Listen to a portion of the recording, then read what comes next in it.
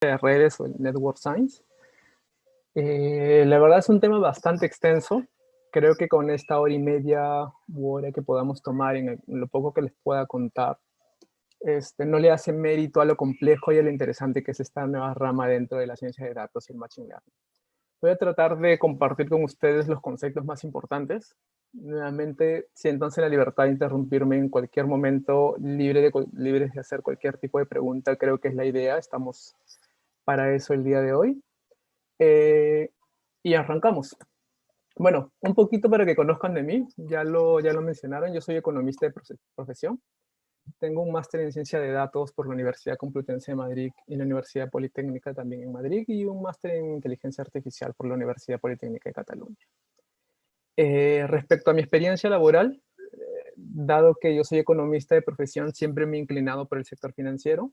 Toda mi experiencia profesional ha estado en el sector financiero, específicamente en banca y en seguros, desarrollando soluciones analíticas para estos sectores. Actualmente estoy en Pacífico Seguros. Soy Data Science Leader del Centro de Excelencia de Pricing y Analytics, dando soluciones de tarificación para los distintos productos que tenemos. Dentro de mis intereses personales están pues lo que les voy a comentar el día de hoy, la ciencia de redes, también aquello que respecta a las regresiones flexibles y suavizadas. Como saben, por ejemplo, para ver temas de tarificación se utilizan modelos lineales generalizados, los GLM. Los modelos flexibles y suavizados son una modificación mucho más compleja de los modelos GLM. Ya hablamos de modelos GMLSS, por ejemplo, que caen dentro de esta categoría. También tengo mucho interés y especialización por los modelos geoanalíticos, modelos geoespaciales, clusterización difusa. Es más, mi tesis de máster en ese tópico, en temas de clusterización difusa. Y nuevamente, dado que soy economista y voy mucho al sector empresarial, pues soluciones analíticas para el negocio.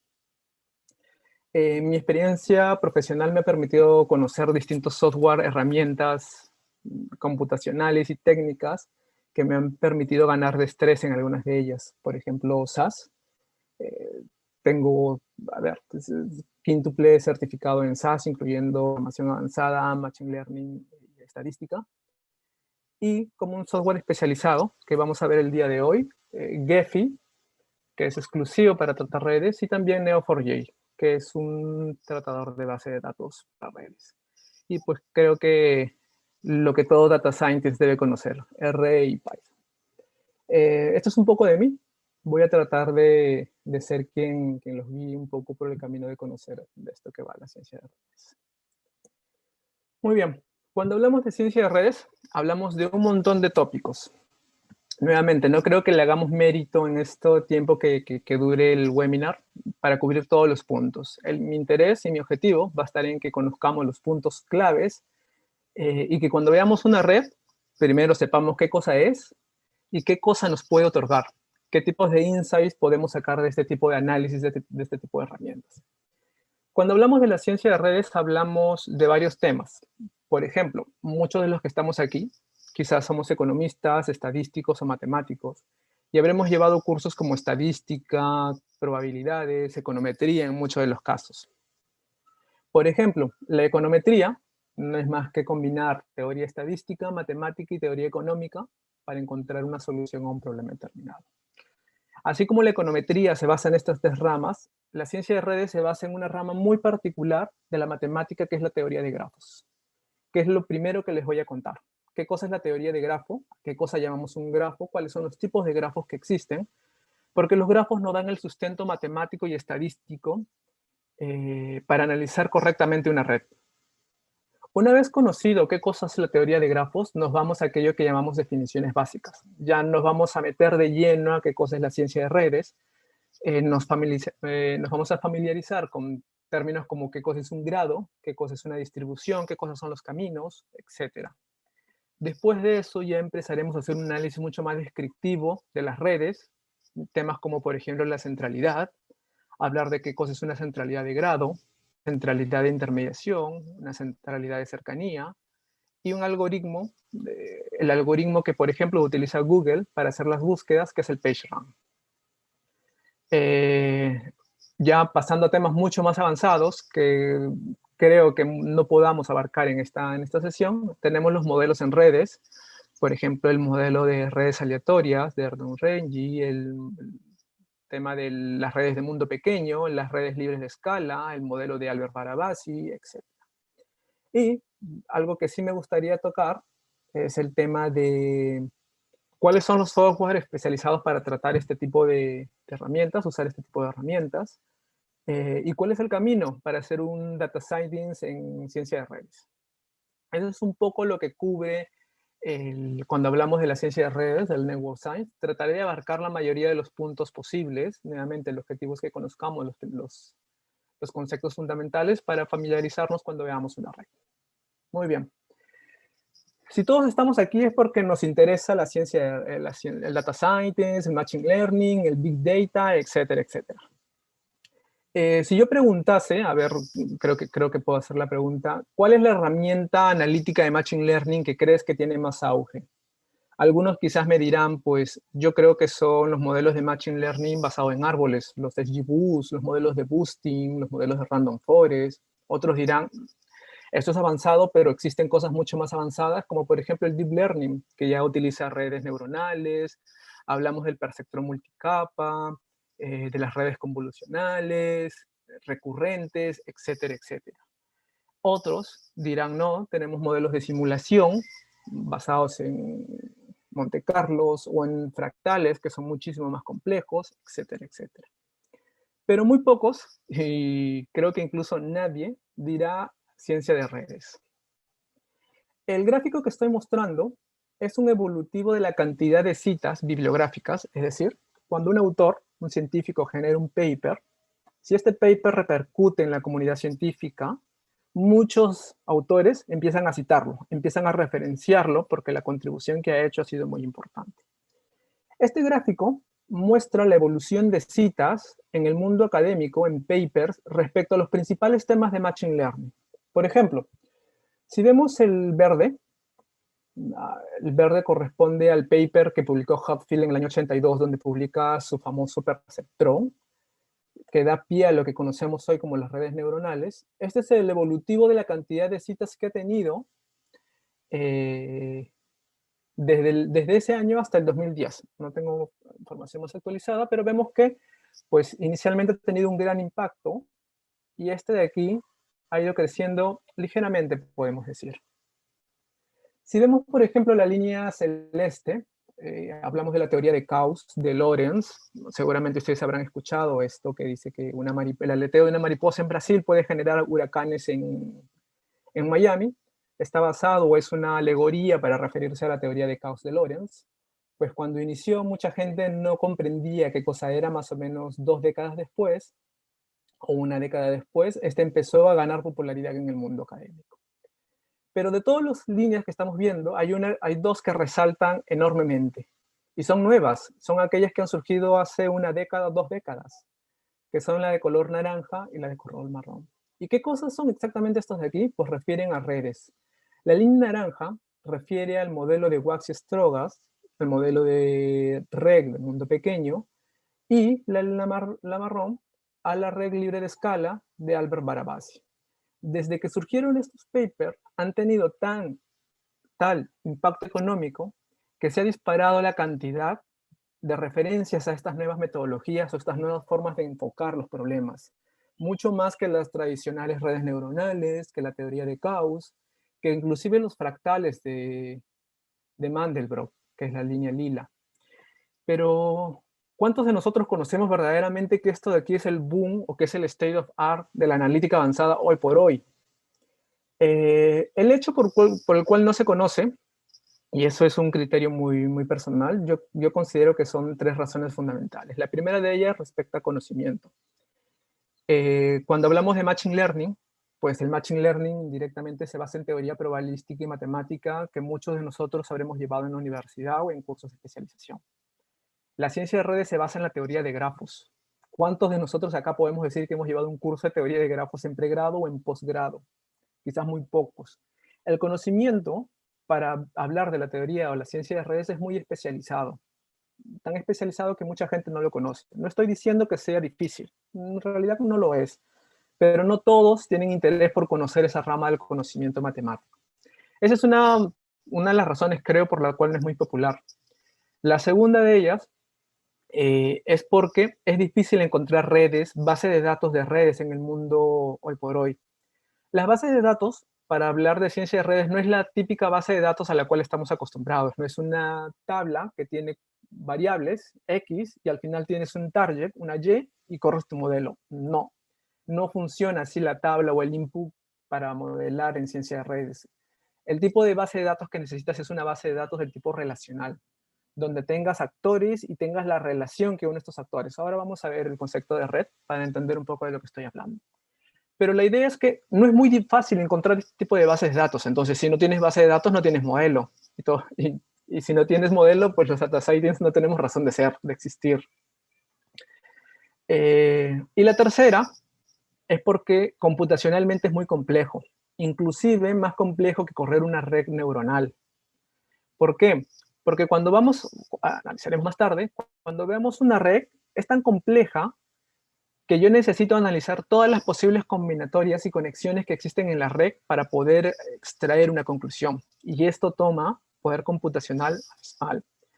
Es más, les cuento una experiencia. Yo cuando construí este modelo que al final les voy a comentar, que es un modelo de rating, pues la información que tenía, sabíamos que un servidor convencional no lo soportaría, así que utilizamos un data lake. Bueno, pues yo me tumbé en varias ocasiones corriendo con este proceso, el data lake. Con eso quiero decirle que es un proceso altamente complejo, porque mientras más compleja es tu red, más iteraciones tienes que hacer, y no todas empresas o personas tienen un servidor que soporte dicha capacidad. Son las tres razones por las cuales yo personalmente, nuevamente, creo que la ciencia de redes no es tan popular como lo son las redes neuronales, los gradient boosting, los random forests. Pero, pero estamos aquí para eso, para tratar un poquito de que conozcan de qué va este tema. Otra de las razones por la cual es muy popular es que es aplicable a todo. Y cuando digo a todo, es absolutamente a todo. Puedes resolver problemas de biología, de medicina, de física, de genética, de economía, de sociología, antropología, utilizando esta técnica.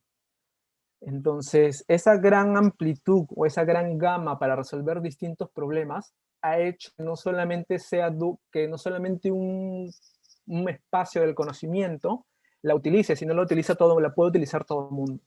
Es por eso que el gran impacto que tiene a nivel académico. Entonces, bueno, pongamos un caso práctico, veamos ahora ejemplos que se han resuelto utilizando la ciencia de redes. Situémonos en México, en un pueblito pequeñito que se llama La Gloria. Situémonos el 18 de febrero del 2009. Los periódicos empezaban a anunciar que surgían ciertos síntomas de una gripe muy rara en ciertos pobladores, que luego empezó a difuminarse más, que tenía cierto nivel de contagio y cierto nivel de gravedad. Años después, esa gripe, la conocida como H1N1, o mal conocida gripe porcina, pudo ser controlada en gran medida a través de un modelo epidemiológico construido con una red. Lo que vamos a ver ahora es más o menos la red que se utilizó para controlar esta epidemia. Vamos a ver cómo se difumina una red. Empezó en el punto, en La Gloria, empezó a distribuirse a aquellos que estaban más cercanos a ese punto, como es natural, pero poco a poco se fue extendiendo hacia otros nodos. Vamos a ver más adelante qué cosas son estas. Y así difuminar una enfermedad al resto del mundo. La red que se utilizó para construir este modelo es una red muy simple, la red de aeropuertos. Cada uno de los puntos que ven en este mapa es un aeropuerto del mundo. Y las conexiones es si existe un vuelo de dicho aeropuerto hacia otro aeropuerto. Entonces, yo teniendo la red de aeropuertos del mundo, pude empezar a construir modelos de simulación epidemiológica y ver el impacto de una epidemia o una pandemia a nivel mundial y así tratar de controlarla.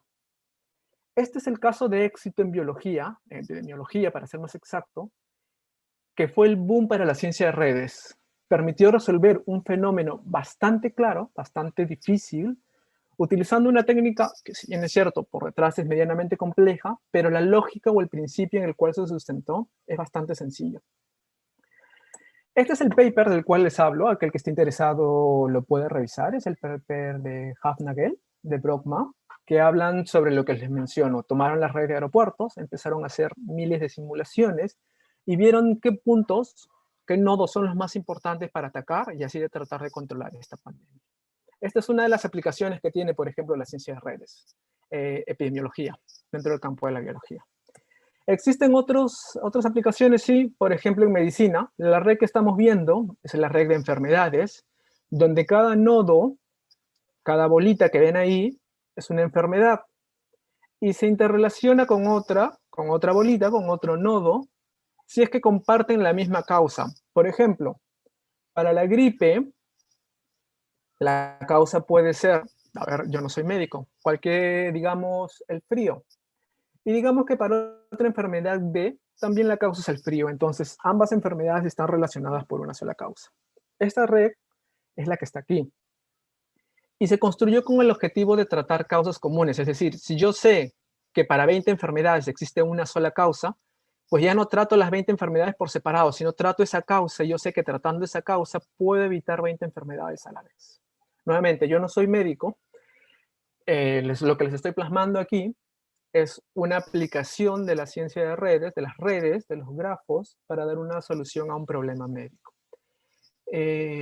Verán algunos nodos, algunas bolitas más grandes, unas más grandes que otras.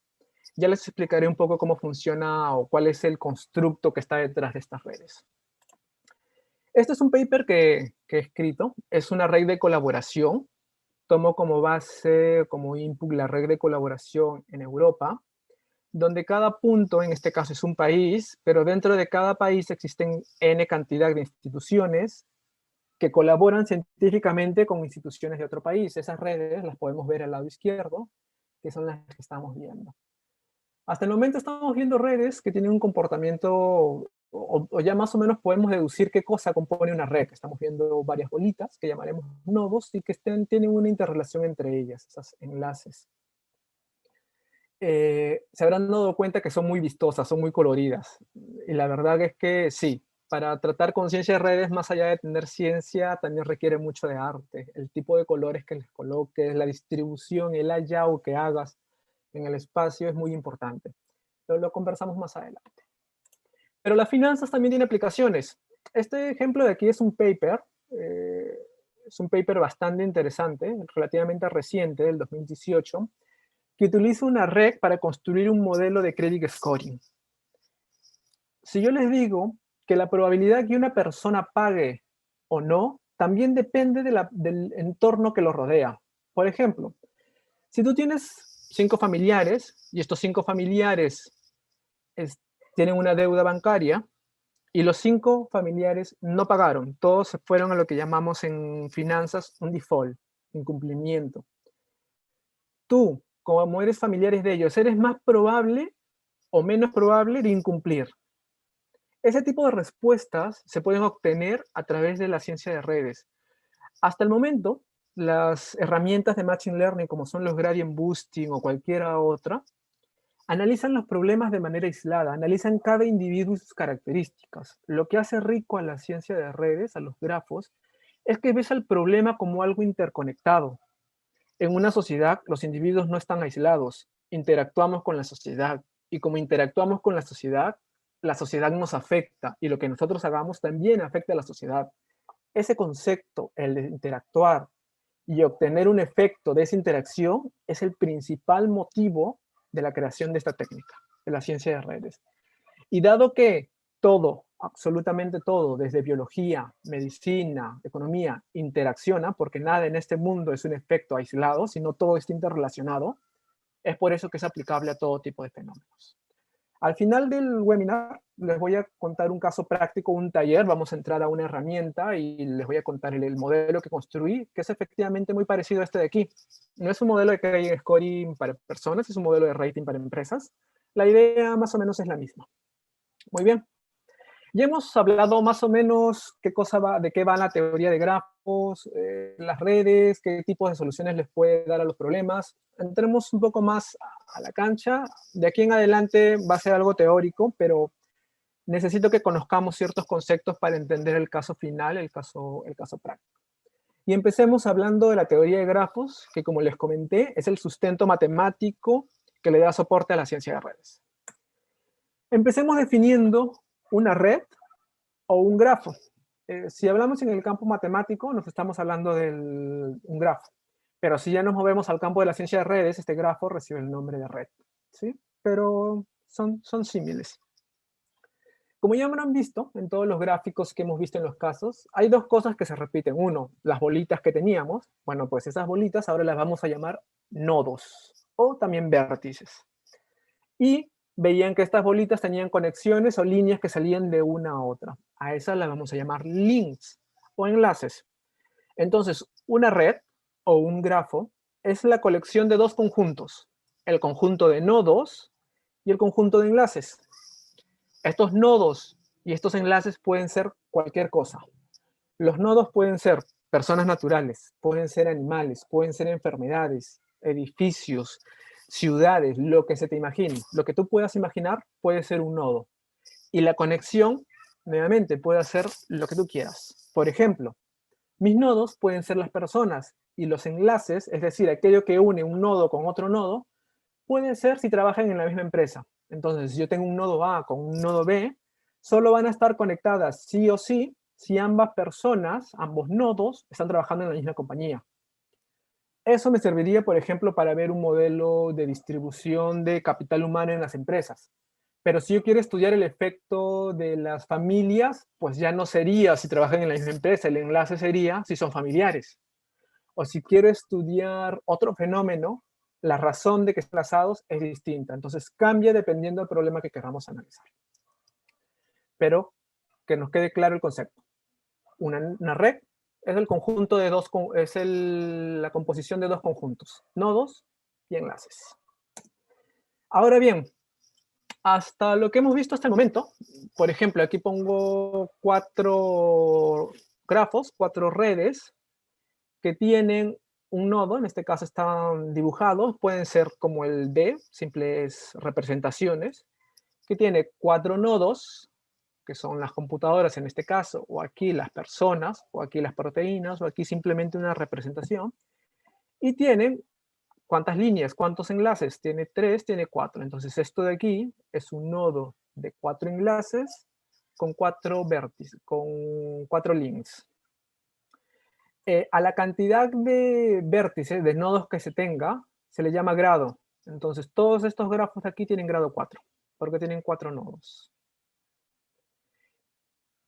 Muy bien. Por ejemplo, esta es una red de telecomunicaciones donde los computadores están conectados y comparten el mismo router, la misma señal. El ejemplo B es una red de actores.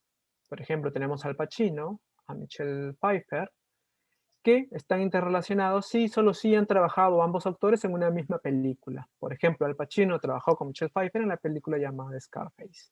Y Al Pacino trabajó con Henry Silva en una película llamada Dick Tracy. Pero Michelle Pfeiffer no está unida con Henry Silva porque no han trabajado en ninguna película. Entonces, eso es lo que les decía, que para definir un grafo necesitamos nodos, que pueden ser cualquier cosa, y la razón de un enlace, en este caso que hayan trabajado en una misma película. Aquí son proteínas que pueden, no sé, en manera conjunta, formar parte de una reacción en el cuerpo. Estos nodos, este tipo de grafos, cuyo el enlace simple se le llama grafos no dirigidos. Entonces, un grafo no dirigido es aquel grafo donde tengo nodos y enlaces, pero el enlace no me muestra ningún tipo de dirección, como sí lo van a hacer los grafos dirigidos, que es lo que vamos a ver a continuación. Empecemos definiendo el concepto de qué cosa es un subgrafo. Imaginémonos que tenemos el grafo A tenemos los nodos y los enlaces. Si yo borro algunos enlaces, por ejemplo, los que están punteados, lo que me queda es una parte de lo de A. A esa parte se le llama subgrafo. Entonces, un subgrafo nada más que es un subconjunto de la red. Muy bien, pasemos a los grafos dirigidos. Imaginemos que tenemos este grafo de aquí, donde cada punto, cada nodo, en este caso representado por las letras A hasta la F, es una ciudad. Y los enlaces representan si existe una carretera para ir de esa ciudad hacia la otra ciudad. Si no tuviese una dirección la flecha, es decir, fuese un grafo no dirigido, como el grafo A de acá arriba, no hay una dirección, yo podría decir, imaginemos que esta de aquí, nuevamente son ciudades y están unidas por estos enlaces, que yo puedo ir de la ciudad 4 a la ciudad 3 y puedo ir de la ciudad 3 a la ciudad 4. No hay impedimento, no hay nada que me diga que no puedo hacer eso ahí. Un grafo dirigido sí pone esa restricción. Un grafo dirigido, como el que vemos aquí abajo, sí te pone la dirección, sí te pone restricciones sobre la dirección de dónde viaja o hacia dónde viaja la dirección o la relación. En este caso, si todos estos nodos son ciudades, yo puedo decir que B y C son dos ciudades y están unidos por una carretera, pero yo solo puedo ir de la ciudad B a la ciudad C. Es como si esta fuera una carretera de un solo carril. Entonces, yo no puedo ir de C a B. Si yo quiero ir de la ciudad C a la ciudad B, tendría que ir de C a D, de D a E y dar toda la vuelta y llegar recién a B. Por ejemplo, para construir la red de carreteras, se hace este tipo de análisis. ¿Qué tan óptimo es construir una carretera de ida y vuelta entre ciudades? Porque hay costo-beneficio. Entonces empiezan a simular qué pasaría si yo solo coloco una carretera de ida para este tramo y para que vuelva tiene que ir por otra carretera. Entonces, un grafo dirigido es eso, es un grafo no dirigido, solamente que te incluye la restricción de direccionalidad. Es decir, que la relación viaja en un solo sentido, de B hacia C, en este caso, y de C hacia D, pero no puede ir de C hacia B. El ejemplo que les estoy dando de carreteras y automóviles es perfecto para hablar de un grafo dirigido. Muy bien. Nuevamente, subgrafos, si yo tengo mi grafo completo es A y empiezo a borrar algunos enlaces, como por ejemplo aquí borro el enlace de B a D, borro el nodo E, y me quedo con B, esto de aquí es un subgrafo de A. Lo mismo para las demás representaciones. Cuando yo tengo una red grande, por lo general las redes en el mundo real no son así de pequeñitas, son bastante feas, por ejemplo como la que tenemos aquí, esta red de aquí es inclusive para el mundo real es pequeña. Yo voy a tener una red muy grande y voy a tener nodos que están sueltos, porque no todos están conectados. Por ejemplo, yo no tengo Facebook. Si ahorita hacemos una red con todos nosotros, donde cada persona es un nodo y un enlace si están conectados a través de Facebook, yo no voy a ser partícipe de esa red, yo voy a ser un nodo aislado. Porque yo no tengo Facebook, no hay manera de que yo me pueda conectar a uno de ustedes, porque si no tengo la razón de ser del enlace, no me puedo conectar. Entonces todo el mundo estará conectado, formará parte de este grande, pero habrán personas como yo que no tenemos redes sociales, a pesar de que estudiamos las redes, y estaremos aisladas. Estos de aquí se llaman componentes. La componente esta de aquí se llaman componentes conexas. La más grande de todas las componentes, estas también son componentes, se llama componente gigante. Entonces aquí yo tengo una componente gigante y tengo varios componentes sueltas, aisladas. Aquí solamente hay uno que está enlazado con otro. Pues puede ser, no sé, su amigo o es su familiar. Y una red más o menos en la vida real se muestra de este tipo. Si se habrán dado cuenta, si volvemos al gráfico, por ejemplo, de las proteínas, vemos la componente gigante y varias componentes pequeñas. Porque no todas las enfermedades o todas las reacciones o todas las esas reacciones enzimáticas o biológicas están del todo conectadas. Entonces va a haber un grupo que esté muy conectada, pero otras que no. Esta es la componente gigante y estas son componentes conexas, pero no forman parte del grande. Seguramente cuando habrán hecho tratamiento de datos, ustedes habrán quitado los outliers, bueno, no quitado, sino tratados. Bueno, pues estas componentes pequeñas, las componentes enanas, son como mis outliers. Son aquellas que me generan problema. Y cada vez que se hace un análisis, por lo general se hace sobre la componente gigante. Se hace sobre la componente más grande y estas de aquí solamente se muestran, pero no puedes concluir nada de aquí, porque al no estar conectadas con la componente gigante, no te brindan mayor información, solamente información de manera aislada. Serían como nuestros outliers en una base de datos convencional. Muy bien. Esto es hablando de las componentes. Resumiendo, hemos visto estos dos tipos de grafos. Los grafos no dirigidos. Primero, un grafo es dupla de nodos, estos puntos son las bolitas, y enlaces, que puede ser cualquier cosa, ya saben, cualquier cosa. Un grafo no dirigido es que no hay restricción de la direccionalidad del enlace, y un grafo dirigido donde sí hay direccionalidad, es decir, viaja en un solo sentido. Esta flecha que ven aquí de doble sentido es lo mismo que poner un enlace no dirigido. Esta de aquí me dice que puede viajar a ambos sentidos, que es lo mismo que poner una flecha con dos direcciones. Pero para ahorrar espacio y como pueden ver, las redes son muy grandes, se incluye solamente una línea entre ellos, pero lo pueden representar así también, sin ningún problema. El grafo C es un grafo que no hemos hablado y es un grafo que se parece a un grafo no dirigido, pero si se fijan hay algunas líneas más gruesas que otras. Eso se llama un grafo ponderado. Un grafo ponderado es aquel grafo, a ver, nuevamente, si yo hago la red de contactos de Facebook entre todos nosotros, tú estarás conectado con tus amigos, pero también estarás conectado con tu familia. Y la conexión con tu familia quizás es más fuerte que la que tengas con tus amigos. Entonces, para yo poder representar ese peso de esa conexión, es que le doy un valor o pondero la relación o la conexión que existe. Aquí, por ejemplo, 2 con 3, la relación que existe entre ellos es mucho más fuerte que la que existe entre 2 y 7. Ese es un grafo ponderado. Un grafo ponderado es aquel grafo que te dice que no todas las relaciones o todas las conexiones en el mundo son iguales. Hay algunas que son más importantes que otras. Por ejemplo, si cada uno de estos nodos es una empresa, e imaginémonos que están interrelacionados por si comercias, le vendes o le compras a la otra empresa, la ponderación puede ser el monto que transaccionas. La empresa 2 le puede vender 5 millones a la empresa 3 y le vende solo 500,000 a la empresa 7. Entonces la relación que tiene con 3 es muchísimo más fuerte que lo que tiene con 7. Eso es lo que buscan representar los grafos ponderados, que existen enlaces o que existen conexiones en el mundo mucho más fuertes que otras. Ahora, si nos queremos poner mucho más exquisitos, existen grafos ponderados dirigidos, es decir, que fluyen en un solo sentido y que sean ponderados. Entonces, y así nos podemos complejizar mucho más. Estos son como que las tipologías básicas. Muy bien, hasta aquí hemos hablado sobre los conceptos muy básicos de qué cosa es la teoría de grafos. No sé si hasta aquí alguien tenga alguna pregunta.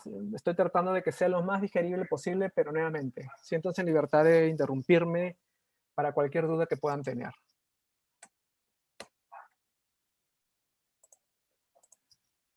Si no, pues creo que podemos continuar.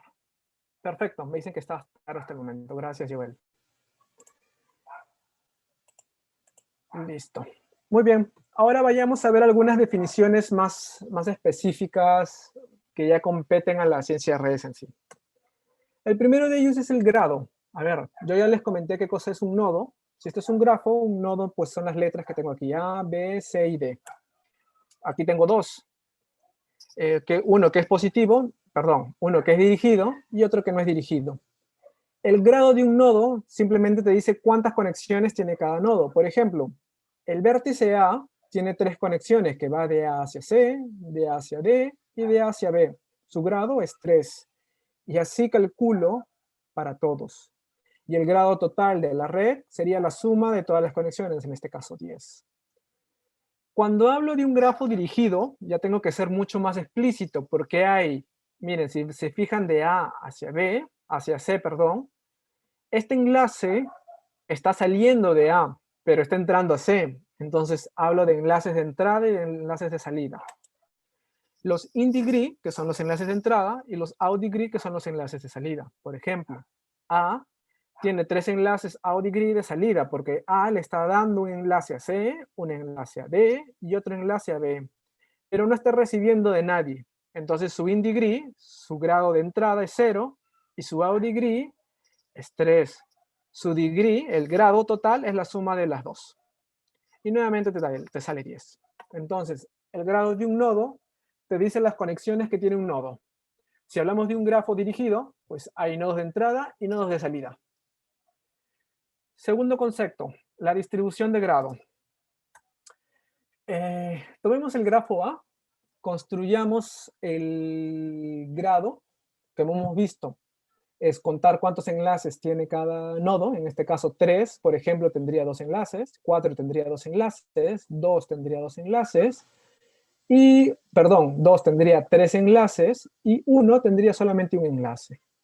Si yo agarro esos datos y construyo un histograma, una distribución, me da lo que se conoce como la distribución de grado. Entonces me dice dónde está más acumulado la cantidad de enlaces que tiene cada grafo. Por ejemplo, aquí me dice que está más acumulado en 2, que es decir, que hay mayor cantidad de nodos que tienen 2 enlaces, y es cierto, es 3 y 4, son 2 de 4 nodos, el 50%, por eso su probabilidad es 50%. Lo mismo puedo hacer con este grafo acá, este es un grafo muy particular. Si se fijan aquí, cada nodo tiene exactamente 2 enlaces, no tienen más. Entonces el 100% tiene un grado 2. O sea, su distribución de grados sería esta de acá, 100%, 2. En cambio, un nodo, como este de aquí, un grafo, perdón, como este de acá, tendría esta distribución de grados, centrado en algún punto. ¿Para qué me sirve la distribución de grado? La distribución de grado te sirve para ver varias cosas. Por ejemplo, esta es una red ya un poco más parecida a una red real. Tengo la componente gigante, que es este grandote, y tengo aquellos que están aislados, aquellos que no se conectan con la red gigante, nuestros outliers. Si yo hago la distribución de grados de esta red, voy a obtener un gráfico como el que veo aquí, como el B. ¿Qué cosa sucede? Señores, siempre esto va a suceder en una red. Siempre van a haber muchos nodos que tengan grado pequeño y muy pocos nodos que tengan grados grandes. Es decir, va a haber mucha gente que tenga 2, 3 conexiones, pero va a haber muy poquita gente que tenga 500, 5000 conexiones, que son estas colas que están acá. Estas colas que están acá te dicen que hay muchísima gente, perdón, muy pocos nodos que tienen muchos enlaces. A esos se le llaman hubs. Los hubs son particularmente importantes porque, por ejemplo, si hablamos de una red social, por ejemplo Instagram, vendrían a ser los influencers, aquellos que llamamos influencers. Son aquellas personas que tienen gran cantidad de nodos. Mientras que una persona, entre comillas, normal, disculpen que utilice ese término, tendría menos cantidad de enlaces. ¿Y por qué es importante identificar los hubs? ¿Por qué? Porque si tú eres capaz de controlar los hubs de una red, puedes controlar la red completa.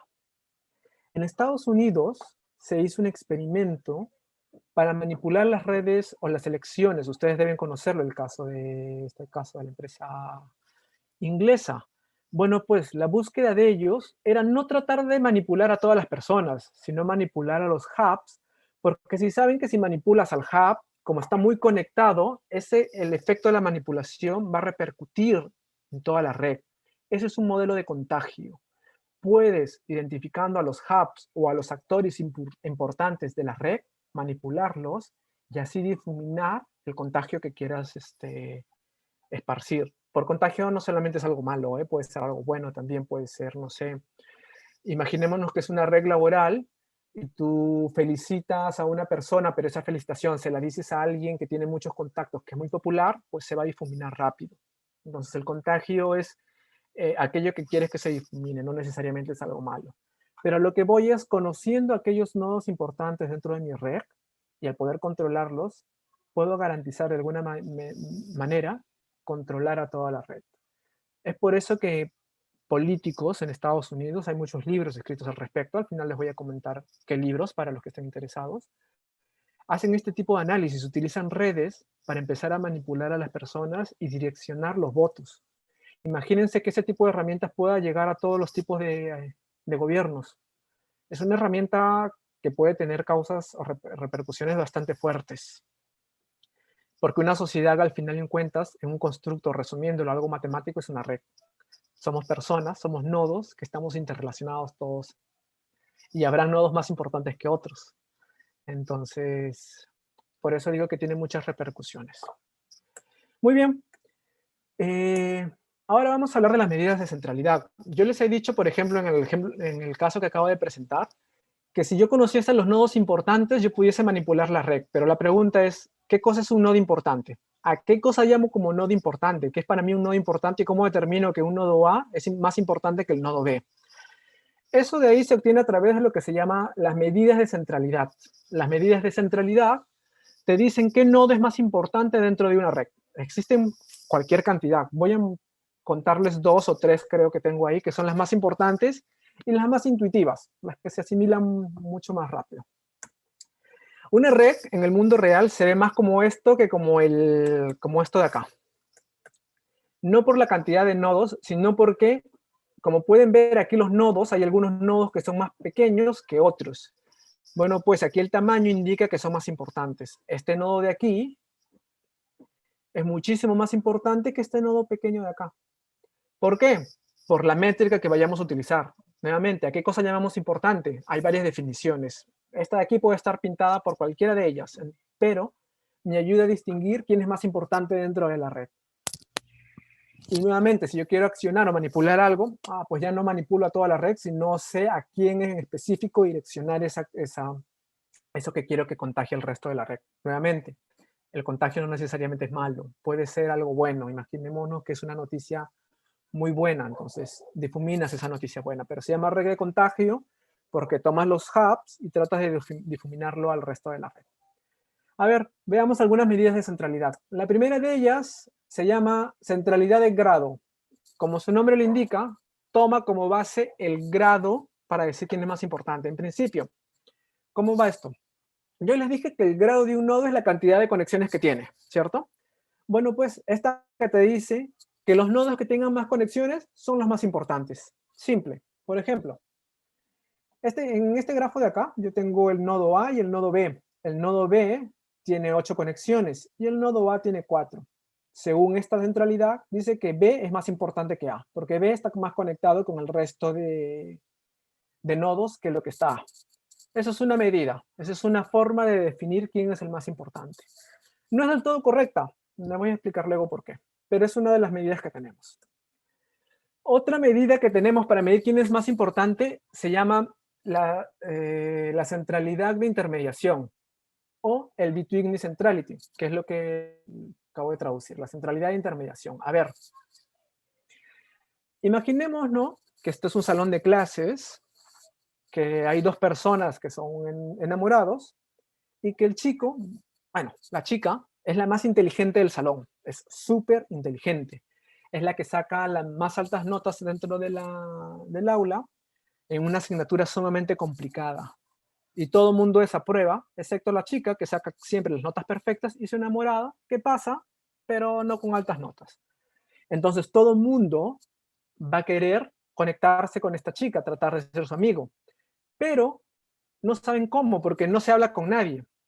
Pero su novio sí es muy popular. Entonces utilizas al novio, disculpen el término, utilizas al novio para llegar y conectar y ser amigo de la chica. Aquí quien es importante dentro de esta red es el novio, porque te permite ser el puente para llegar hacia otro nodo. Eso es lo que mide la centralidad de intermediación. Dice que un nodo es importante dentro de una red si te permite conectarte con otros nodos. Por ejemplo, yo tengo esta red aquí. Aquí, el más importante según este criterio es 4. Porque si 2 quiere llegar hacia 8, la única forma de hacerlo es a través de 4. Si yo quito 4 de esta red, se divide por un lado este grupo y por el lado este grupo. Entonces 4 es fundamental para poder llegar yo 2 hacia 8. Y lo mismo pasa de 7 hacia 3. Esa es la centralidad de intermediación. Aquel que es capaz de conectar muchos nodos entre sí, que es puente, es el más importante dentro de la red. Esa es otra métrica para medir quién es importante y quién no dentro de un grafo, dentro de una red. Es muy distinta al criterio anterior, porque el criterio anterior solo te decía, me importa con cuántos estés conectados. Aquí no. Aquí lo que importa es con cuántos me puedes conectar. Son dos criterios completamente distintos y no necesariamente conversan entre sí. Muy bien. Vayámonos con otra medida. Esta medida de acá es bastante popular. Es más, Sergey Brin y Lawrence Page son los fundadores, los creadores de Google. Ellos publicaron un paper que se llama The Anatomy of Large Scale Hypertextual Weight Search Engine, en el que proponen este algoritmo. Este algoritmo tiene el nombre de ellos, se llama PageRank. Y es el algoritmo, no necesariamente igual, pero basado en este, que utiliza Google para hacer las búsquedas. Es decir, cuando tú entras a Google y empiezas a buscar Data Science, sabemos que Internet puede ser visto como una red, donde cada website quizás o cada documento puede ser un nodo existente relacionado con otro a través de un hipervínculo, es un enlace. Este algoritmo, el que crearon los creadores de Google, llamado PageRank, basa su búsqueda en esta lógica. Más o menos de qué va. A ver, hasta ahora hemos visto dos métricas para determinar quiénes son los más importantes. Uno, por la cantidad de conexiones que tengas y dos, por si sirves como puente o no. El PageRank más o menos es parecido a la cantidad de nodos con los cuales estás conectados, pero además importa quién te da un enlace. Por ejemplo, imaginémonos que yo soy muy fanático del fútbol, en realidad no lo soy tanto, y que soy fanático de, no sé, un equipo muy famoso, del Real Madrid. Y pues nada, me creo mi cuenta de Instagram y le doy seguir a, no sé, a CR7.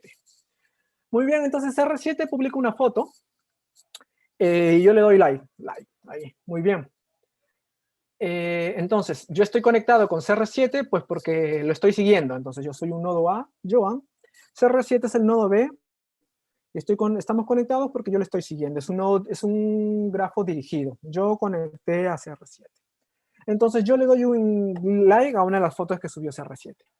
Pero imaginémonos que yo me voy a hacer mi pichanga con mis patas ahí un fin de semana y subo una foto, habiendo ganado el campeonato ahí del barrio, subo una foto con el trofeo. Y pues así de la nada, CR7 le da like a mi foto. Pregunta, ¿el enlace o el like que yo le he dado a CR7 pesa más o pesa menos que el like que me ha dado él? Los leo.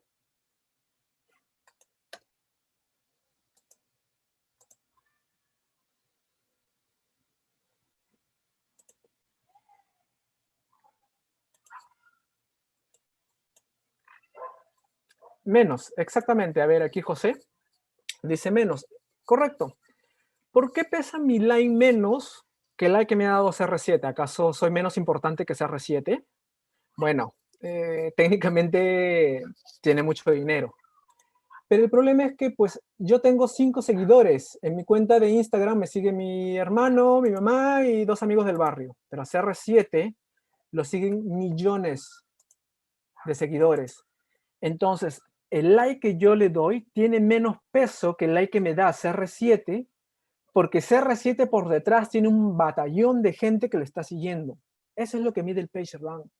El PageRank no solamente dice con quién estás interconectado, de dónde fluye el enlace, sino que quien te da el enlace sea un nodo importante, sea un hub. Si un hub te da un like o te da un enlace, tú, a pesar de que tengas pocas conexiones, tienes peso dentro de la red. En mi caso, si CR7 me da un like, seguramente mañana todos mis amigos van a estar hablando de eso. Me ayuda a ganar enlaces, simplemente por el hecho que un solo nodo me ha dado like. Eso, más o menos, es la lógica que está detrás del PageRank. El PageRank te dice que no solamente importa que tengas conexiones, sino con quién estás conectado. Funciona en todas cosas, en el mundo profesional. En el mundo profesional importa con quién te conectes, porque eso de ahí te puede ayudar a subir escalones. Tener un contacto importante te puede ayudar a vender en el extranjero, te puede ayudar a cambiar de empresa. Entonces, no solamente importa el N de conexiones, sino cuánto peso tiene por detrás cada uno de esos enlaces que te da. Eso más o menos es la idea que está por el PageRank. Detrás del PageRank, hay todo un constructo matemático por detrás, no voy a entrar a detalle. ¿Qué cosa más me sirve para ver las redes? Pues algo que se llaman comunidades. ¿Qué cosa es una comunidad? Es un conjunto, es un subgrafo donde están altamente conectados. Por ejemplo, si esta es una red de estudiantes, yo veo que el grupo que está pintado de celeste está más conectado que si yo agrego los grupos de naranja. Entonces, los grupos que están conectados en celeste forman aquello que se llama una comunidad. Este es el ejemplo más clásico. Cuando lean sobre comunidades, el paper sobre el club de karate de Zacharis es el ejemplo clásico cuando se habla de comunidades, que no es más que identificar subgrafos que estén alta o densamente conectados. En este caso yo puedo generar 2, como puedo generar 3. Esto es un poco a criterio. Es como hacer una clusterización. Ustedes, muchos de ustedes o los que se dedican a ciencia de datos sabrán que existen temas o técnicas para datos supervisados como para datos no supervisados. Dentro de los no supervisados están pues la reducción de dimensionalidad como los componentes principales, pero también tenemos los de agrupación, que tenemos los clusters. Más o menos la idea de estos clusters es el símil en no supervisado que para redes, es tratar de hallar grupos dentro de la red total, bajo ciertos criterios. Hay varios algoritmos, el algoritmo de Lubian, etcétera, etcétera, pero más o menos esa es la idea. Por ejemplo, este es el paper que yo les comenté, del cual trabajé. Si se fijan, a ver, volvamos muy al inicio.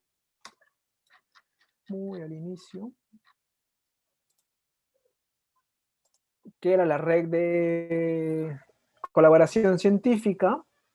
Entonces, uno de los objetivos que busqué fue tratar de hallar comunidades, saber dónde o cuáles son aquellas empresas científicas de investigación que colaboran más entre sí. Y pues ese es el gráfico que vemos acá. Este es el gráfico donde cada uno de los colores selecciona subgrafos altamente conectados. Ahora, el objetivo de hallar los subgrafos no solamente es encontrarlos, sino tratar de explicar por qué esto de mancha negra están conectados entre sí. Entonces, este gráfico de acá son las comunidades que yo he hallado con un algoritmo, y este gráfico de acá este grafo de acá son aquellas instituciones donde cada color indican un país. Entonces, claro, es normal que aquellas instituciones de un solo país, por ejemplo, el negro es Bélgica, interrelacionen más entre sí que con países extranjeros. No me decía mucho, en realidad esto aquí es meramente descriptivo, porque no tiene mucho sentido decir algo que es implícito, es decir, es normal que no estaba descubriendo nada nuevo, pero para hacer una comparativa como la que estoy mostrando es bastante importante. Y el mensaje es que no solamente el objetivo es buscar comunidades, sino tratar de entender qué es aquello que hace común esas comunidades. En este caso, por ejemplo, los países. Esta comunidad que yo encontré con mi algoritmo, la de naranja, en mi grafo pintado por países, que es el verde, representa Estonia. Entonces, si se fijan, los colores están muy de la mano con el país al que corresponden. Entonces, la comunidad me dice, están agrupados por países, que la conexión más densa está intrapaíses que entre países. Nuevamente, esto de aquí no me dice nada nuevo, no está incluido dentro del paper porque es algo bastante implícito, la verdad. ¿Se habrán fijado en este término que está aquí? Que es homofilia. La homofilia es un término que viene de la sociología y de la psicología conductual, que básicamente dice que una persona se conecta con otra persona cuando tienen algo en común. Y eso es bastante, creo, lógico. Tú cuando te haces amigo de alguien, no te haces amigo de alguien al azar, te haces amigo de alguien porque tienes muchas cosas en común. Eso es homofilia. La homofilia es el proceso mediante el cual conectas con alguien considerando que tienes varias variables, varias X o varios atributos en común. Existen test de homofilias, etcétera, etcétera, pero no lo tocaremos el día de hoy. Perfecto. Muy bien, hasta aquí son como que los conceptos bastante generales en lo que respecta a la ciencia de redes, los grafos, medidas de centralidad, etcétera, etcétera. Vayámonos ahora a algunos temas más avanzados. Nuevamente, no quiero que entiendan al 100% esto de acá, sino que se vayan con la concepción de qué cosa va esto, de qué trata. Y uno de los casos más avanzados, de los tópicos avanzados que puedo ver, que vamos a ver, Respecto al modelo epidemiológico, dado que estamos todos viviendo una pandemia actualmente, creo que nos podría dar luces. Yo les comenté en el inicio, en el video que vimos, que las epidemias o las pandemias pueden ser predecibles, controlables en algunos casos, mediante una red. Caso palpable, lo de la gripe H1N1. Es más, es considerada el primer caso de éxito en pandemia solucionado a través de una red. La pregunta es, ¿y qué pasó ahora? ¿Por qué no fuimos capaces de, o las personas, epidemiólogos, capaces de controlar o tratar de mitigar esta pandemia que estamos viviendo actualmente? La respuesta es mucho más compleja, como en las redes, porque son muchas las características que diferencian al COVID-19 del H1N1. Y la principal es la tasa de contagio. Tiene una alta tasa de contagio. La H1N1 no tenía una tasa de contagio tan alta como la que tiene el bicho que ahora que estamos padeciendo. ¿Y por qué es importante? Porque si tienes una tasa de contagio más lenta, pues se van enfermando personas con un menor ratio.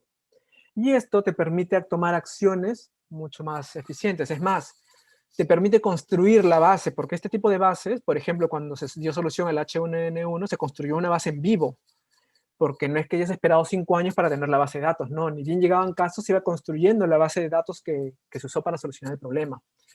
Si hubiésemos tratado de hacer, bueno, si hubiesen tratado de hacer eso los epidemiólogos con el COVID, no hubiésemos llegado, porque mientras estuviesen construyendo la base de datos, ya la mitad del planeta hubiese muerto. No te dio tiempo para reaccionar. Entonces, ustedes habrán escuchado, seguramente, no sé si todos nos acompañan, son de Perú, el famoso R. El famoso R que muchos lo he escuchado en el presidente de Perú, lo he escuchado en el presidente de Bolivia y también en Chile. Ese R es bastante alto. Ese R te indica cuántas conexiones efectivas o a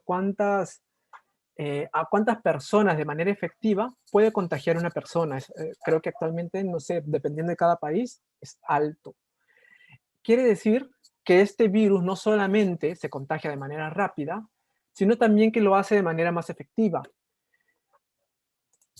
Por favor, ¿me pueden confirmar si están viendo mi explorador?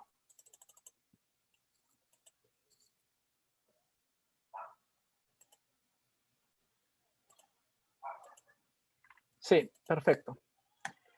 Esta es una página que me permite simular un modelo de contagio. Yo le incluyo los parámetros, por ejemplo, cuál es la probabilidad de infección. En este caso le estoy poniendo 30%, más o menos simulemos el COVID. Ojo, no soy epidemiólogo, no soy biólogo, no soy médico, pero sí sé de redes. Entonces, más o menos puedo mover los números. Obviamente, si acá hay un médico me dice, mira, ¿sabes qué, Joan? No es un 30%, estás hablando de disparates. Totalmente de acuerdo. Es un ejercicio meramente teórico, pero te permite jugar con los números y entender qué cosa o por qué las soluciones que hemos tratado de dar a lo que actualmente estamos viviendo no han funcionado.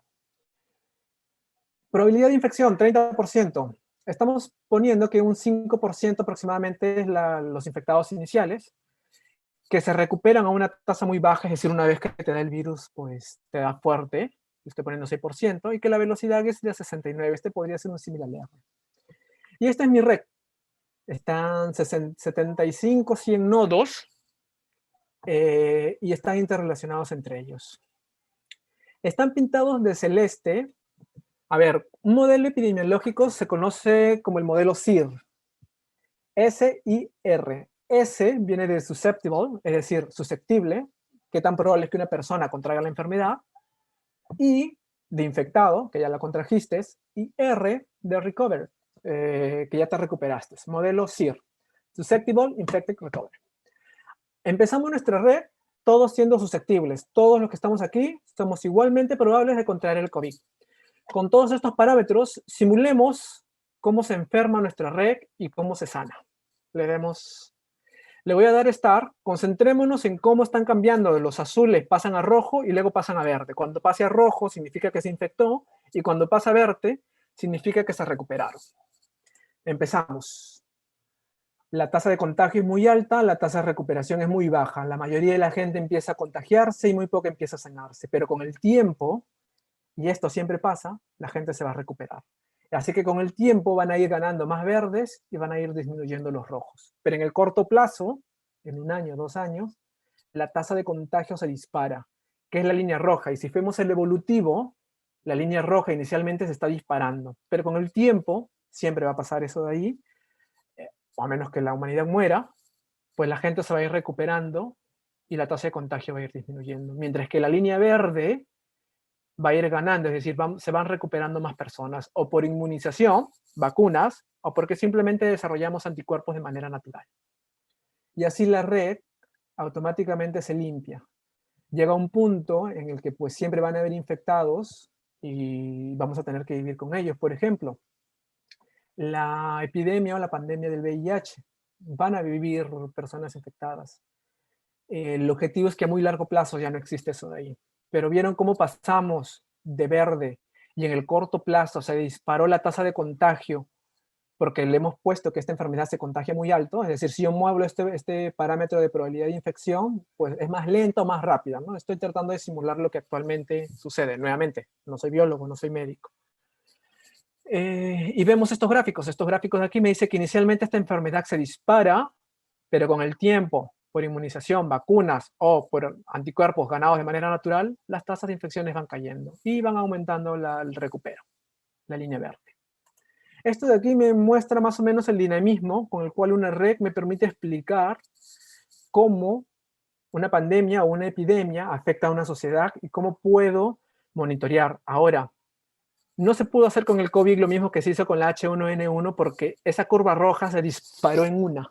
Fue tan rápido el contagio que no les dio tiempo de reaccionar a los médicos. Y esa fue la diferencia por la cual no se le pudo dar solución y no se pudo publicar un paper como lo que se hizo con la H1N1. Este es uno de los modelos más avanzados, una de las aplicaciones más avanzadas que se pueden hacer utilizando ciencias redes, los modelos epidemiológicos. Bueno, esta es una red muy particular, es una red en estrella que más o menos te permite medir el modelo epidemiológico. Se distribuye de esta forma, donde en el punto se coloca el epicentro y se empieza a ver cómo se difumina la enfermedad, ¿no? Ahí vamos viendo cómo se difumina la enfermedad en todo el mundo. Es una distribución, es decir, cómo yo muestro las redes en el mapa, cómo yo las distribuyo, los puntos y los enlaces, no afecten nada. Pero hay algunas distribuciones que son muy útiles para algunos puntos, como por ejemplo esta distribución, la YAO, en términos técnicos, es muy útil para temas epidemiológicos, porque te permite ver este efecto que hemos visto, cómo se está yendo desde un epicentro y cómo se dispersa en todo el mundo. Pero por ejemplo, esto aquí no me sirve para un modelo de rating o de Crane Scoring, la YAO no me sirve para eso. Entonces, depende. Y esto es lo que les hablaba. Dentro de las redes existe el modelo SIR, existen modificaciones del modelo SIR, porque se le puede añadir una I más que es de inmunización, pero ya es cosas mucho más complejas, que es detectable, que toda persona es susceptible contra la enfermedad, ya cuando estás infectado y cuando estás recuperado. La simulación que acabamos de ver en esa red es un modelo SIR. Y bien, eso es lo que les quería contar. Ya creo que en la parte teórica a eso respecta. Les voy a contar ahora el caso práctico, el caso de la vida real, si queremos llamarlo así, al cual le di solución utilizando ciencia de redes. Me están preguntando qué página es. Voy a compartir las páginas al final de todo el webinar. Lo tengo ahí, no se preocupen, se los voy a compartir.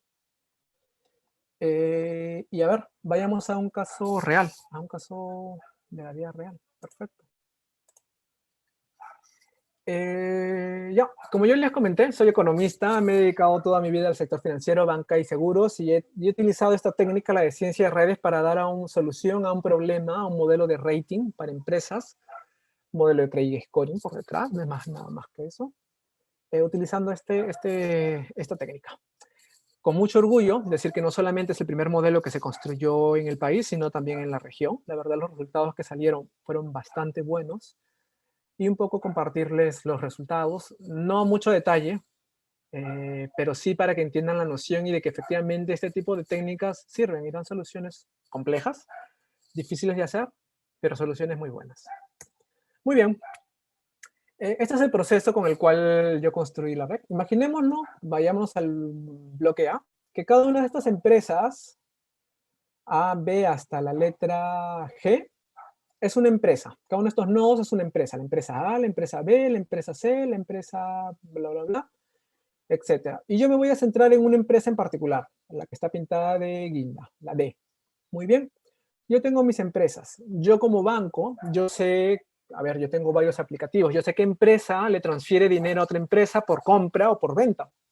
Entonces voy a unir a la empresa A con la empresa B con un enlace si es que estas dos empresas transaccionan entre sí, o por venta o por compra. Y así formo el grafo, el C. Entonces, estas empresas de aquí están interrelacionadas porque la empresa D negocia con la empresa F o por compra o por venta, y F negocia con la empresa E, pero F, por ejemplo, no negocia con la empresa G. Ahora, nuevamente, hasta aquí yo ya tengo un grafo no dirigido, pero yo les dije que en el mundo real existen enlaces y enlaces. Hay algunos enlaces que son mucho más fuertes que otros. Bueno, pues pasamos de un grafo no dirigido a un grafo ponderado, donde la ponderación, es decir, el grosor del enlace, la fuerza del enlace, está dada por la cantidad que negocia. Digamos que C le vende a D 10 millones, pero E solo le vende 0.2 millones a F. Entonces este enlace de todas maneras es mucho más fuerte que el enlace de E a F. Ahora, yo como banco no le doy una única solución a mi cliente, es decir, tú le puedes transferir por banca por teléfono, pero también le puedes transferir por aplicativo web, le puedes transferir por agencias. Entonces, no hay un solo camino de llegar de E a F, existen múltiples caminos. Esto de aquí no lo hemos visto, pero cuando un enlace, un nodo, tiene varios caminos para llegar a otro nodo, se llama multigrafo. Entonces, este es un multigrafo. Lo que estoy diciendo aquí es, si bien es cierto, acá me dice que E comercia con F, pero como yo le ofrezco 3 canales como banco, puede ser este por banca por teléfono, por el aplicativo web y este por agencia, yo sé que le transacciona más de estos 0.2 millones por banca web y los otros no tanto. Entonces empiezo aquí también no solo a considerar el efecto de la transacción, sino el canal de la transacción. Porque imagínate que yo como banco quiero impulsar el canal digital. Quiero que todos mis clientes ahora utilicen solo la aplicación web o la aplicación por teléfono y no quiero ya que vayan a la agencia. Entonces esto me permite aislar este tipo de efectos. La multicanalidad por las cuales E y F están conectados. Y nuevamente, este es un multigrafo ponderado. ¿Por qué? Porque nuevamente hay enlaces más fuertes que otros. A pesar de que de C a D hayan 2 caminos, estos 10 millones, si yo lo junto en uno solo, pero si yo lo separo, pues por un camino va 7 y por el otro va 3, que hacen los 10 millones. Ahora, ¿puedo complicar esto más? Sí. ¿Qué cosa le puedo poner? Direcciones. Si el dinero va de D a G, yo estoy diciendo que D va a G, pero no hay, es decir, él está comprando a G, pero si no hay una flecha que va de G a D, significa que solamente el G le está vendiendo a D, no le está comprando nada. Entonces puedo crear lo que se llama un multigrafo ponderado dirigido. ¿Ven? ¿Ven cómo ahora todos los conceptos que hemos visto antes aterrizan mucho más para tratar de darle una solución a un problema de negocio? Muy bien, entonces, y en efecto, la red que yo construí fue un multigrafo ponderado dirigido para analizar el problema, para darle solución a este modelo de rating.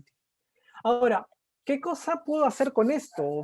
¿Qué tipo de variables puedo sacar? Muchas variables.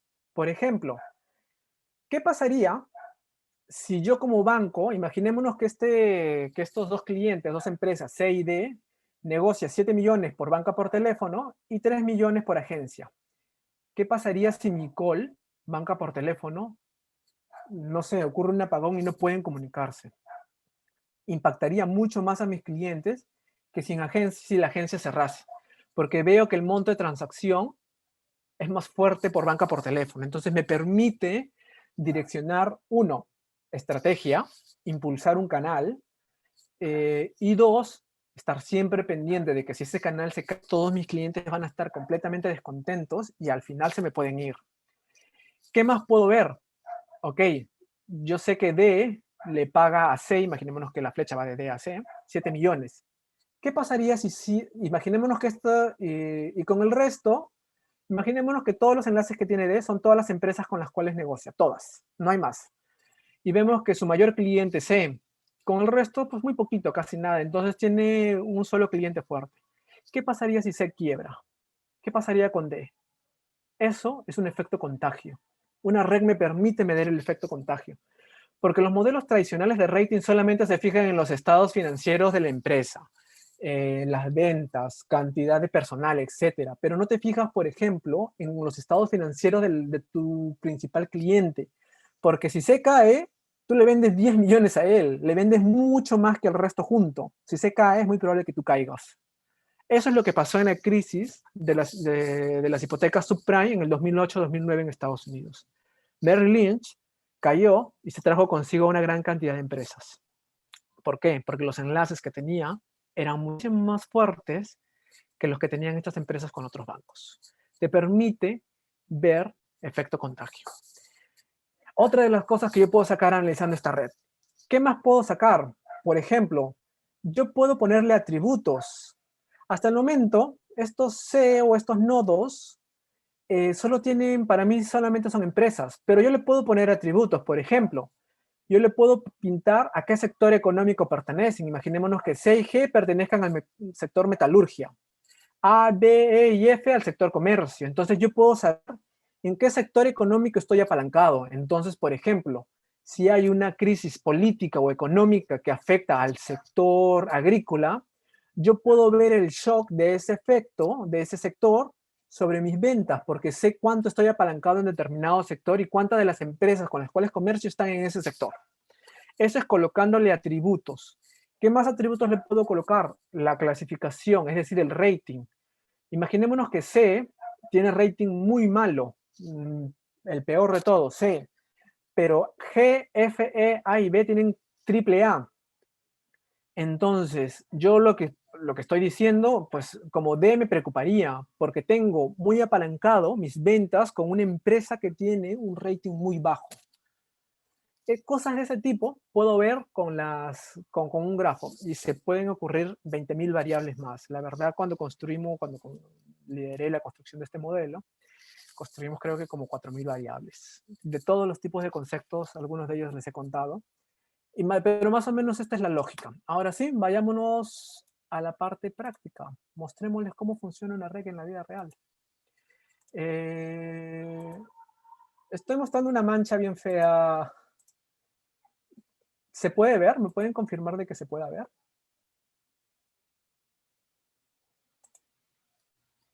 Sí, sí se ve. Jorge, perfecto. ¿Todos? Listo. Muy bien. Esta es mi red. Con ustedes una red del mundo real. A ver, muchos se estarán desilusionando. Joan, me has hablado todo muy bonito para que me muestres una mancha bien fea en un cuadro blanco. Sí, más o menos, pero tranquilo, la red todavía está durmiendo. Vamos a despertarla. Vamos a despertarla, a ver. Y despertémosla. Y eso es, señores. Esta es una red muestra del modelo que construí. Es menos del 0.1% de la red que se construyó. La red que se construyó es inmensa. No entraría en mi computador, no entraría en este programa. Es más, no se puede visualizar.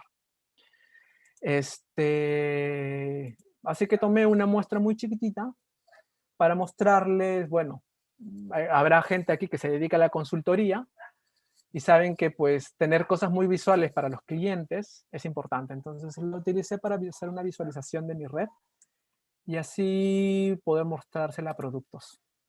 ¿Se puede ver la red? Ahora sí, se puede ver la red, ya está más bonita, ya no está tan fea.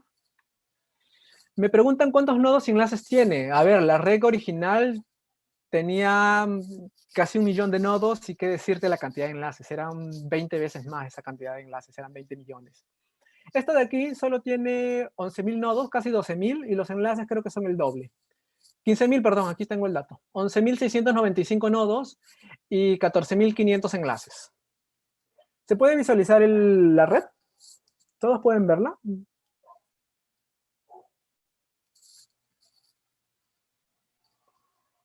Sí, perfecto, Jorge, Lucero, Milton, Roger, gracias. Esta es una red como que se ve, cómo se ve en el mundo del día al día. Analicémoslos más de cerca. Si se pueden ver, si se pueden dar cuenta, tengo nodos, tengo líneas más gruesas que otras, ya hablo de un grafo ponderado y una red ponderada, y tengo flechas. Si se fijan, hay algunas flechas que me dicen de dónde fluye el dinero hacia dónde. Y bueno, no se ve, pero también hay varios enlaces. Entonces, este es mi multigrafo dirigido, ponderado, para dar solución a mi modelo de credit scoring, de rating. Este programa es el Gephi, el que les comenté a un inicio. Es un programa que no sirve para construir, no sirve del todo para construir las variables que les indiqué, estas variables de apalancamiento, de qué pasa si se cae uno de mis clientes, etcétera, no sirve. Este programa es experto especializado en visualización, ver redes. Todos aquellos que manejamos R y Python, y cuando ustedes están interesados en meterse en este mundillo de las redes, cuando van a visualizar una red en R y Python, les va a salir cualquier cosa, es horrible. R y Python son las peores herramientas para visualizar redes. Te hacen los cálculos muy sofisticados, la creación de variables, todo lo que tú quieras, lo hace y lo hace muy bien. Vamos a hablar ahora más adelante, terminando ya esto de aquí, un poco para que conozcan qué librería se utiliza. Pero existen programas especializados como este de aquí, Gephi, es libre. Lo que sí les pediría es que si lo descargan, la página te permite hacer un donativo. Yo conozco a las personas que crearon este software. A aquellos que se bajan, sí les pediría que pues, es un software libre. La gente que está detrás de la creación de esto son estudiantes. Si hacen alguna donación, créeme que los ayudaría un montón. Porque tener una herramienta que te permita hacer esto de aquí, cuando en el mercado no existe ninguna herramienta, así sea de paga, que te permita visualizar de manera tan bonita, tan dinámica, una red. Entonces, es una joya para mí este programa. Perfecto, vayamos a agregar, o sea, ya hemos pintado nuestra red. Les dije que a esta red le podemos poner muchos atributos. Pongamos en los atributos. Primero, aquí como se pueden ver, este programa se conecta con Python, se puede conectar con Python. No lo vamos a hacer, es ya ver Gephi avanzado, pero tiene algunas operaciones que se pueden hacer aquí a la derecha, que ya vienen por defecto, ¿no? Que te calcula el grado, etcétera, etcétera, etcétera. Entonces, vayamos a ver la centralidad, por ejemplo. Vayamos a pintar nuestros nodos por grados y así definir quiénes son nuestros influencers de esta red. Muy bien, hasta ahorita todos nuestros nodos son iguales. Y digamos, hagamos la magia. Perfecto. Vemos que los nodos se han vuelto más pequeños y si hacemos zoom, unos se han hecho más grandes. Creo que no se aprecia del todo. Vamos a darle mucho más el zoom. Vamos a darle 50. Perfecto. Ya tengo, por ejemplo, este nodo de aquí. Respecto a los otros es más grande. Lo que me está diciendo que este nodo lo estoy pintando por grado, es decir, tiene más conexiones que el resto. Entonces yo ya sé que este nodo de aquí es como que mi influencer dentro de esta red, uno de los principales, hay varios. A ver, vamos a pintarle con mayor tamaño, vamos a ponerle 80. Para sacarlos más grandes, ya está. Entonces ya esto me permite hallar los hubs. Por ejemplo, ese de ahí me permitió hallar ese hubs. Ahora, esto de aquí tiene por detrás un par de tablas que se calculan. Esto de aquí la podemos ver en el Data Laboratory. Aquí se sube la base de datos.